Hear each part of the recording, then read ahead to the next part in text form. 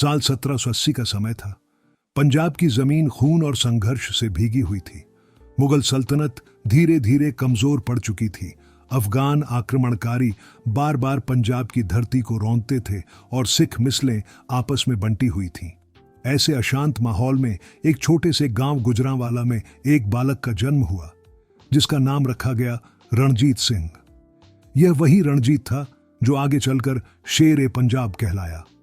रणजीत सिंह बचपन से ही एक साधारण बच्चे नहीं थे। 3-4 साल की उम्र में ही उन्हें चेचक की बीमारी हो गई, जिससे उनकी एक आंख हमेशा के लिए चली गई और चेहरे पर स्थायी दाग रह गया। लेकिन कहा जाता है कि भगवान कुछ कमी देता है तो उसके बदले में कुछ खास गुण भी देता है। रणजीत सिंह की आंखें चाहे एक रह गई हों, लेकिन उनकी नजर इतनी पैनी थी कि सामने वाले की नीयत भांप लेते थे।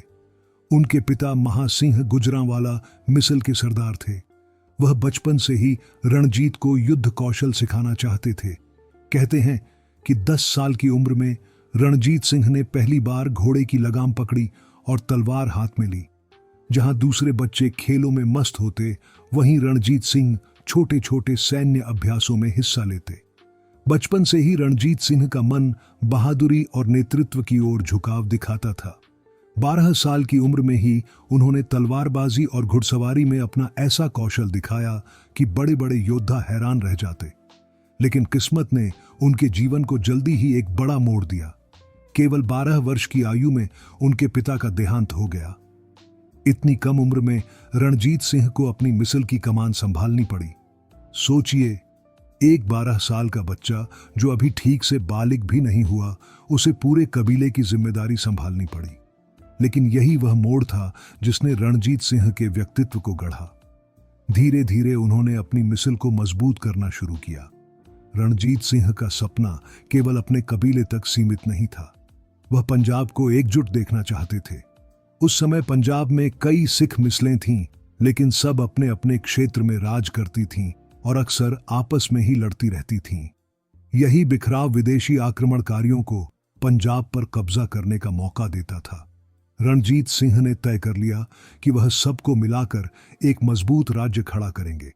1799 में जब रणजीत सिंह सिर्फ 19 साल के थे, उन्होंने एक ऐसा कदम उठाया जिसने इतिहास की धारा ही बदल दी। उन्होंने लाहौर पर चढ़ाई की और उसे अपने कब्जे में ले लिया। लाहौर उस समय पंजाब का दिल था। जिसने लाहौर जीत लिया, समझो उसने पंजाब पर राज करने की बुनियाद रख दी। रणजीत सिंह लाहौर के किले में दाखिल हुए तो पूरा शहर उनकी जय जयकार से गूंज उठा। लेकिन खास बात यह थी कि उन्होंने खुद को कभी बादशाह नहीं कहा। उन्होंने खुद को महाराजा कहा, और वह भी सिर्फ नाम का नहीं, बल्कि प्रजा का सच्चा सेवक बनकर। लाहौर जीतने के बाद रणजीत सिंह ने धीरे धीरे आसपास की मिसलों को अपने साथ मिलाना शुरू किया। उन्होंने तलवार से ज्यादा कूटनीति का इस्तेमाल किया। कहीं विवाह संबंध बनाए, कहीं समझौता किया, तो कहीं युद्ध में जीतकर अपनी ताकत दिखाई। एक बात जो रणजीत सिंह को दूसरों से अलग करती थी, वह थी उनकी धार्मिक सहिष्णुता। वह खुद सिख थे, लेकिन उनकी सेना में मुसलमान, हिंदू, यहां तक कि यूरोप से आए ईसाई जनरल तक थे। उनकी फौज को खालसा सेना कहा जाता था, लेकिन उसमें हर धर्म के लोग शामिल थे। रणजीत सिंह की सबसे बड़ी विशेषता यह थी कि उन्होंने कभी आम जनता पर अत्याचार नहीं होने दिया। उस समय के शासकों के विपरीत उन्होंने किसानों और व्यापारियों पर ज्यादा कर नहीं लगाया, बल्कि उनके शासन में पंजाब समृद्ध हुआ। कहा जाता है कि उनकी राजधानी लाहौर को पेरिस ऑफ द ईस्ट कहा जाने लगा था।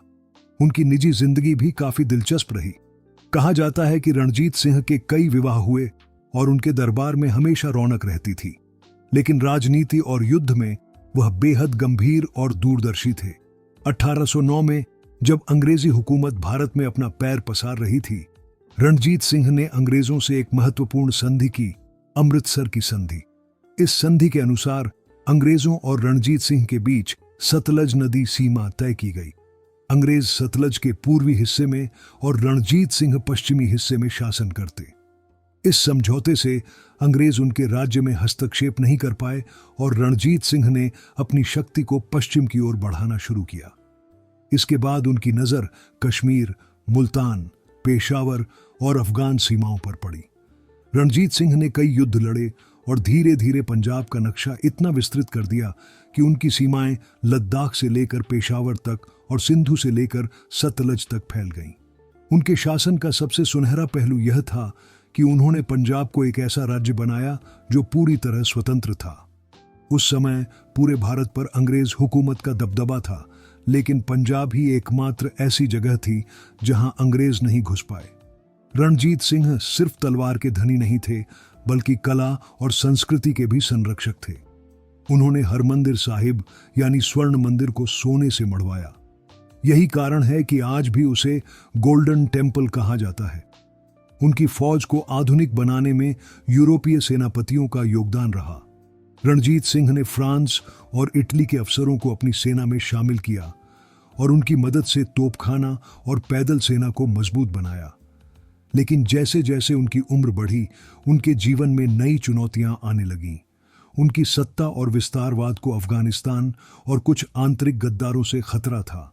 इसके अलावा उनका स्वास्थ्य भी गिरने लगा। रणजीत सिंह का जीवन हमें यह सिखाता है कि एक आंख और चेचक से बिगड़ा हुआ चेहरा भी इतिहास को बदल सकता है। उनकी सबसे बड़ी ताकत थी उनकी इच्छा शक्ति और न्यायप्रिय शासन। यही कारण है कि आज भी उन्हें शेर ए पंजाब कहा जाता है। ये तो बस उनकी गाथा का पहला हिस्सा है।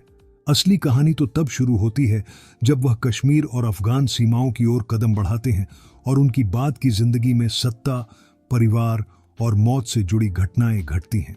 लाहौर पर कब्जा जमाने और पंजाब को एक मजबूत राज्य में बदलने के बाद महाराजा रणजीत सिंह ने अपने जीवन का सबसे अहम दौर शुरू किया।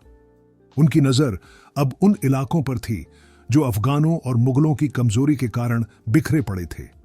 इनमें मुल्तान, कश्मीर, पेशावर और डेरा गाजी खान जैसे महत्वपूर्ण क्षेत्र शामिल थे। रणजीत सिंह की रणनीति हमेशा संतुलित होती थी। वे किसी भी युद्ध में केवल तलवार और तोप के भरोसे नहीं उतरते थे, बल्कि पहले दुश्मन की मानसिकता समझते, उसकी कमजोरियां तलाशते और फिर चाल चलते। यही वजह थी कि उनका हर अभियान जीत की ओर ले जाता। 1819 का साल उनकी फौजी जिंदगी का सुनहरा अध्याय साबित हुआ। उन्होंने कश्मीर पर चढ़ाई की। उस समय कश्मीर अफगानों के अधीन था और लोग वहां की जुल्म और सितम से परेशान थे। रणजीत सिंह की सेना ने जब कश्मीर पर हमला किया तो वहां की जनता ने उनका स्वागत किया। जीत के बाद उन्होंने कश्मीर को अपने साम्राज्य का हिस्सा बना लिया। यह फतह केवल भौगोलिक दृष्टि से नहीं, बल्कि राजनीतिक दृष्टि से भी बेहद अहम थी, क्योंकि अब उनका साम्राज्य और भी मजबूत हो गया था। इसके बाद 1823 में उनकी नजर पेशावर पर गई। पेशावर उस समय अफगान शासन का केंद्र था और कई बार पंजाब पर हमले का जरिया भी। रणजीत सिंह जानते थे कि जब तक पेशावर उनके अधीन नहीं होगा, पंजाब सुरक्षित नहीं रह सकता। उन्होंने अपने सेनापति हरि सिंह नलवा को इस दिशा में भेजा।